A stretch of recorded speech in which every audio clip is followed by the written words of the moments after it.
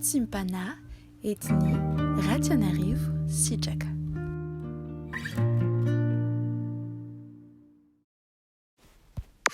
Que la grâce et la paix de notre Seigneur Jésus-Christ nous soient adressées en ce jour. Prions. Père, nous te remercions pour ta bonté, pour ta bienveillance, Seigneur, à l'égard de chacun d'entre nous. Merci pour ce jour nouveau que tu as fait lever sur nos vies. Merci parce qu'aujourd'hui est une occasion pour toi, une opportunité d'œuvrer avec puissance dans notre vie, à travers nous également, Seigneur. Que nous soyons, Seigneur, des instruments utiles à tes œuvres, Seigneur, utiles à faire avancer, Seigneur, ton royaume, et que nous puissions, Seigneur, manifester avec puissance ta grandeur. En ton nom, Seigneur, nous prions. Amen. Nous poursuivons notre chemin dans la parole de Dieu, dans Genèse chapitre 20. Genèse chapitre 20, versets 1 à 17. Genèse chapitre 20, verset 1 à même 18. En réalité, ce sera du coup tout le chapitre. Au nom de Jésus. Abraham partit de là pour la contrée du Midi. Il s'établit entre Kadès et Chour et fit un séjour à Guérar. Abraham disait à Sarah sa femme, « C'est ma sœur. » Disait de Sarah sa femme, « C'est ma sœur. » Abimélec, roi de Guérar, fit enlever Sarah. Alors Dieu apparut en songe à Abimélec pendant la nuit et lui dit, « Voici, tu vas mourir à cause de la femme que tu as enlevée, car elle a un mari. » Abimélec, qui ne s'était point approché d'elle, répondit, « Seigneur, ferais-tu périr même une nation juste? Ne m'a-t-il pas dit, c'est ma sœur, et elle-même n'a-t-elle pas dit, c'est mon frère? J'ai agi avec un cœur pur et avec des mains innocentes. » Dieu lui dit en songe, « Je sais que tu as agi avec un cœur pur, aussi t'ai-je empêché de pécher contre moi. C'est pourquoi je n'ai pas permis que tu la touchasses. Maintenant rends la femme de cet homme, car il est prophète. Il priera pour toi et tu vivras. Mais si tu ne le rends pas, sache que tu mourras, toi et tout ce qui t'appartient. » Abimélec se leva de bon matin, il appela tous ses serviteurs et leur apporta toutes ces choses. Et ces gens furent saisis d'une grande frayeur. Abimélec appela aussi Abraham et lui dit, « Qu'est-ce que tu nous as fait ? Et en quoi t'ai-je offensé que tu aies fait venir sur moi et sur mon royaume un si grand péché? Tu as commis à mon égard des actes qui ne doivent pas se commettre. » Et Abimélec dit à Abraham, « Quelle intention avais-tu pour agir de la sorte ?» Abraham répondit, « Je me disais qu'il n'y avait sans doute aucune crainte de Dieu dans ce pays et que l'on me tuerait à cause de ma femme. De plus, il est vrai qu'elle est ma sœur, fille de mon père. Seulement, elle n'est pas fille de ma mère, et elle est devenue ma femme. Lorsque Dieu me fit errer loin de la maison de mon père, je dis à Sarah, « Voici la grâce que tu me feras dans tous les lieux où nous irons. Dis de moi, c'est mon frère. » Abimélec prit des brebis et des bœufs, des serviteurs et des servantes et les donna à Abraham, et lui rendit Sarah, sa femme. Abimélec dit, « Voici mon pays est devant toi, demeure où il te plaira. » Et il dit à Sarah, « Voici, je te donne à ton frère 1000 pièces d'argent, et cela te sera un voile sur les yeux, pour que tous ceux qui sont avec toi et auprès de tous, tu seras justifié. » Abraham pria Dieu, et Dieu guérit Abimélec, sa femme et ses servantes, et elles purent enfanter. Car l'Éternel avait frappé de stérilité toute la maison d'Abimélec à cause de Sarah, femme d'Abraham. Amen. Ce passage est assez extraordinaire et parfois même on peut se dire que c'est tellement particulier comme situation qu'on peut se demander, est-ce que c'est vraiment Dieu qui a fait cela et qui a permis cela, qui a décidé cela.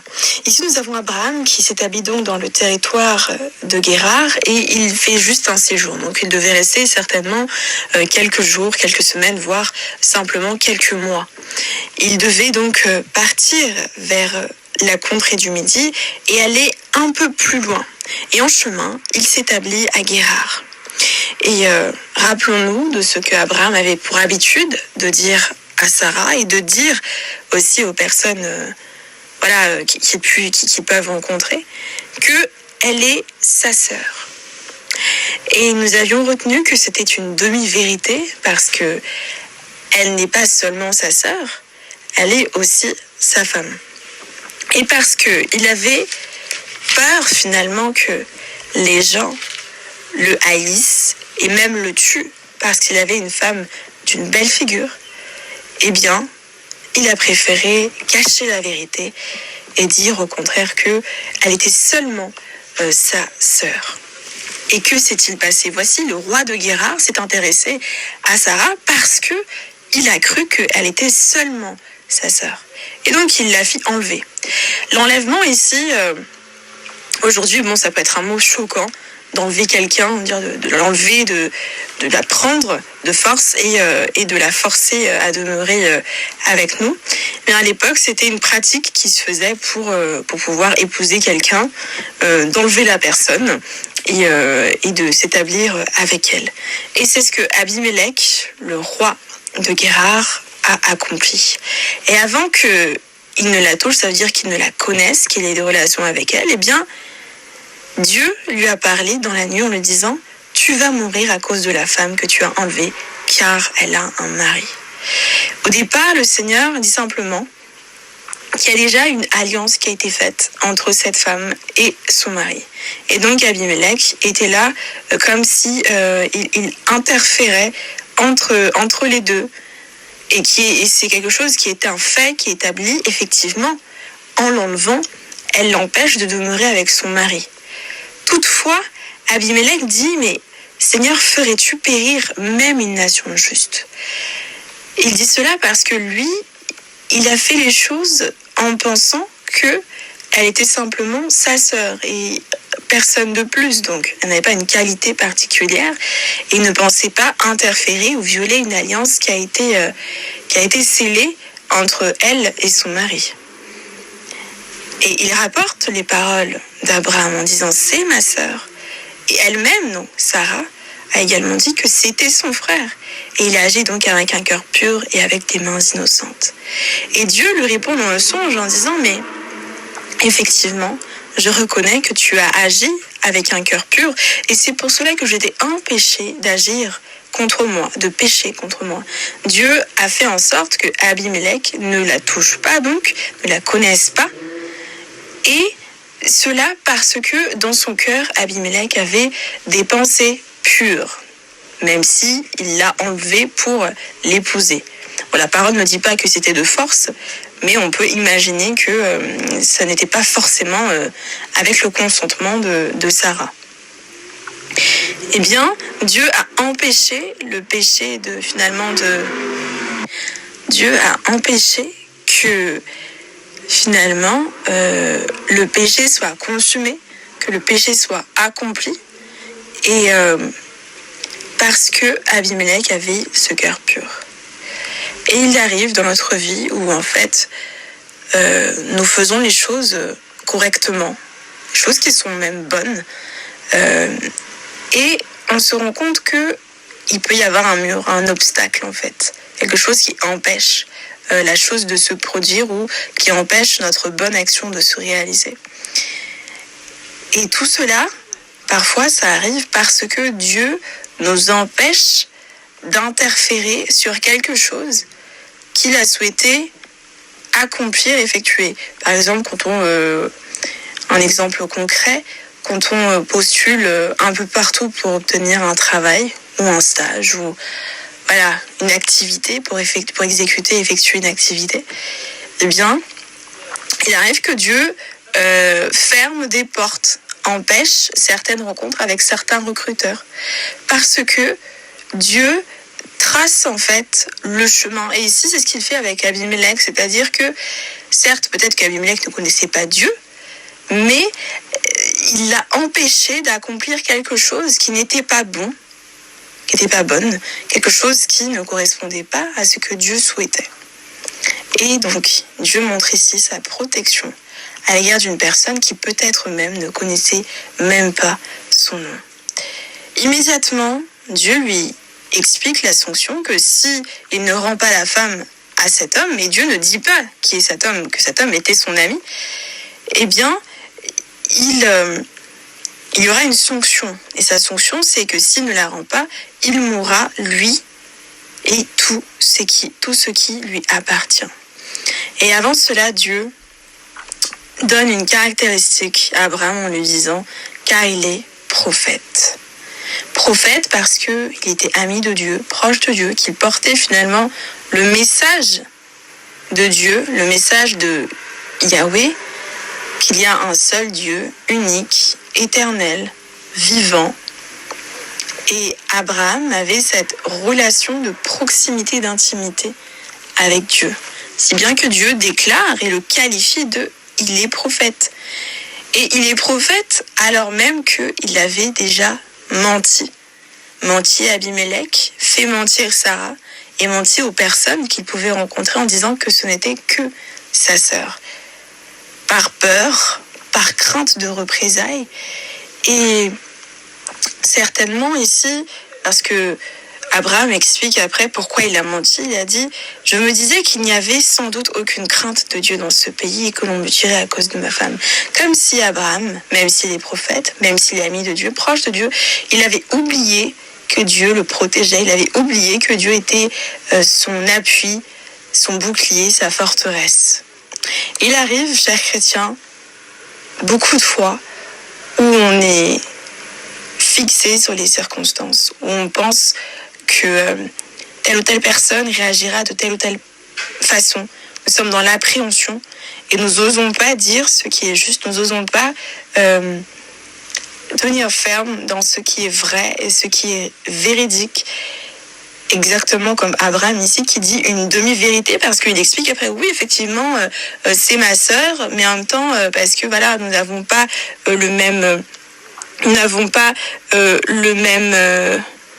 la même mère mais nous avons le même père donc nous sommes frères et sœurs mais finalement elle est aussi ma femme. Mais l'élément le plus important ce n'est pas qu'ils soient frères et sœurs, c'est que ils soient époux. Et c'est ce qui change ici, c'est le lien qui allait être finalement violé, perturbé, atteint par Abimelech. Abimelech décide donc de rendre la femme avec tous les biens en plus de ce qu'il avait pris, comme pour finalement rétablir, restaurer, comme pour vouloir compenser ce qu'il avait fait, quand bien même il avait agi avec un cœur pur et des pensées qui étaient innocentes. Abimelech avait agi avec justice, même s'il l'avait enlevé, mais je rappelle que c'était la pratique à cette époque. Eh bien, il a quand même fait les choses exécutées avec humilité, avec honnêteté, ce que Dieu avait demandé de faire. Et il a agi au-delà, parce que Dieu lui a simplement dit « rends la femme ». Et voilà, tu vivras toi et tout ce qui t'appartient. Mais il a donné des pièces d'argent, il a donné des serviteurs et des servantes, des choses pour compenser ce qui avait été pris. Et cela nous arrive aussi, chers chrétiens, quand nous sommes, parfois accusés aussi à tort, ici, parce qu'Abimelech il a récolté les conséquences de mensonges dont il a été finalement victime. Et il a décidé de faire plus que ce qu'on lui avait demandé pour établir ce qui est juste, ce qui est correct. Et ici, il nous arrive d'être accusés à tort ou de subir des situations, des actions d'autres personnes. Parfois, Dieu nous appelle à faire plus parce que nous voulons rendre grâce. C'est pour cela qu'il dit à Sarah, voici, je donne à ton frère 1000 pièces d'argent et cela te sera un voile sur les yeux pour tous ceux qui sont avec toi et auprès de tous tu seras justifié. Comme si Abimelech redonnait la place d'honneur à Sarah, qui n'est pas simplement la sœur d'Abraham, mais qui est aussi sa femme.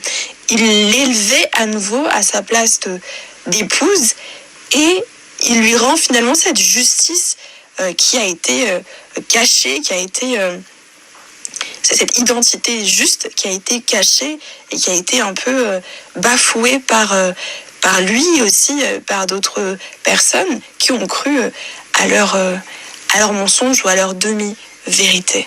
Et Dieu nous appelle à faire de même, à bénir aussi les personnes qui peuvent nous mettre dans des situations inextricables, à bénir les personnes et à restaurer finalement ce qui a été détruits même parfois à cause de leurs propres actions.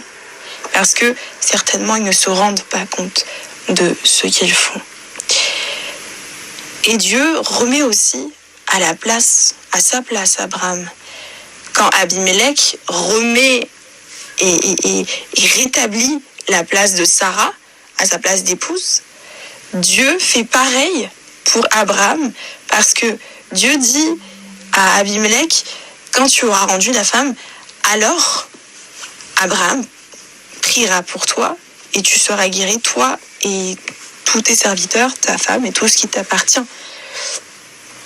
Et il n'y a que le prophète, quelqu'un qui est proche du cœur de Dieu, qui peut prétendre à avoir une relation telle avec Dieu, qui fait que quand il prie, Dieu l'entend et Dieu écoute et Dieu exécute finalement ce qui a été demandé. Dieu donne, Dieu accorde une réponse positive à ses prières. Et Dieu restaure et rétablit Abraham en tant qu'ami, en tant que confident, en tant qu'intime, en tant que prophète de Dieu, en tant que prophète de l'Éternel. Dieu le remet à sa place. Et cette situation, on peut se dire, mais pourquoi est-ce que Dieu permet cela ? C'était son ami, pourquoi est-ce qu'elle a laissé Abraham et Sarah dire n'importe quoi aux gens, et le pauvre Abimelech, il n'a absolument rien demandé. Parfois, Dieu permet des choses pour faire grandir les gens, pour faire grandir leur mentalité, pour faire évoluer ce qu'ils ont dans la tête et ce qu'ils profèrent comme parole et les actions qu'ils accomplissent. Et ici, il fallait que Abraham et Sarah puissent grandir, puissent mûrir, puissent être davantage établis dans cette confiance de Dieu. Nous avons vu auparavant qu'Abraham avait déjà eu des problèmes auparavant en disant, quand il avait dit que Sarah était simplement sa sœur, et que les gens ont été sanctionnés à cause de lui. Et ça ne lui a pas encore servi de leçon, il n'a pas encore compris. Mais c'est qu'après cette histoire avec Abimelech, qu'il a compris, quelqu'un qui a cru en ses paroles, qui lui a fait confiance, quelqu'un qui avait un cœur pur et des intentions pures, il a été comme sanctionné parce que Dieu l'avait menacé de sanctions, parce que Dieu est juste et qu'il fallait qu'il le rende jugement. Eh bien, Abimelech, malgré cela, il a subi quelque chose qui est finalement injuste, si on peut dire ça comme ça. Il a récolté les conséquences d'actions d'autrui, alors même qu'il était pur et juste. Et Dieu permet parfois certaines situations, circonstances dans notre vie pour que nous puissions grandir et mûrir, qu'on puisse apprendre la leçon. Et ça dépend des personnes, ça peut être 1 fois, 2 fois, 3 fois la même leçon, 4 fois le même type de situation, mais c'est la même leçon que Dieu veut faire apprendre. Et quand les personnes ne comprennent toujours pas, eh bien, on recommence jusqu'à ce que la personne assimile et aille à l'étape supérieure. Que ce passage et ces enseignements soient pour nous une leçon aussi de vie, soit pour nous une arme pour pouvoir commencer cette semaine et la traverser avec le Seigneur en tant qu'intime de Dieu, en tant qu'enfant de Dieu, en tant que fils et fils du Très-Haut. Prions. Merci Seigneur parce que tu nous enseignes aujourd'hui l'histoire d'Abimelech, d'Abraham et de Sarah, et il peut arriver Seigneur que nous agissons comme Abraham, nous disons des demi-vérités de peur que la vérité puisse nous apporter des ennuis. Nous agissons aussi comme Sarah, où nous pensons que voilà, si on se soumet, eh bien, c'est pas très grave. De toute façon, c'est ce qui serait juste. Et on se cache, Seigneur, sous l'autorité, sous la responsabilité de quelqu'un, en pensant que de toute façon, ce que nous faisons, c'est l'autre personne qui serait responsable, alors que nous, on a accepté quelque chose qui était injuste. Ou encore comme Abimelech, où parfois nous pouvons agir avec un cœur pur, des intentions pures et chastes, et on récolte tout de même des conséquences qui peuvent arriver jusqu'au désastre, parce que lui, sa femme et servantes ont été rendues stériles à cause de finalement ce début de péché qui s'est instauré dans sa maison, alors même qu'il avait des intentions pures et un cœur pur. C'est-à-dire que tu puisses nous garder de toutes ces mauvaises voies, Que tu puisses, Seigneur, nous guider, nous enseigner, nous protéger, Seigneur, et nous permettre d'avancer, d'approfondir notre relation avec toi. Et de nous rendre compte, Seigneur, que le plus important de tout ça, c'est l'intimité, Seigneur Jésus-Christ, avec toi. En ton nom nous prions. Amen.